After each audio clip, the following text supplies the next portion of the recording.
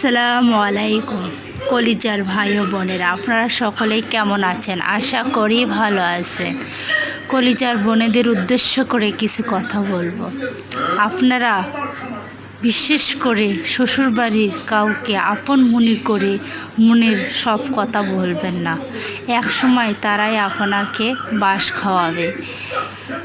তাই আপনারা একমাত্র বাবা মাকে আপন ভাববেন, নিজের বাবা মাকে, শ্বশুর শাশুড়িকে না। এমনকি শ্বশুরবাড়ির যা বলেন, ভাসুর বলেন, ননদ বলেন ইত্যাদি অন্যান্য সদস্যকে কখনো আপনার পার্সোনাল বিষয়ে কোনো কিছু বলবে না। একটা সময় দেখা যাবে তারা এমন এক জায়গায় এমন কথা বলবে তা আপনি সহ্য করতে পারবেন না।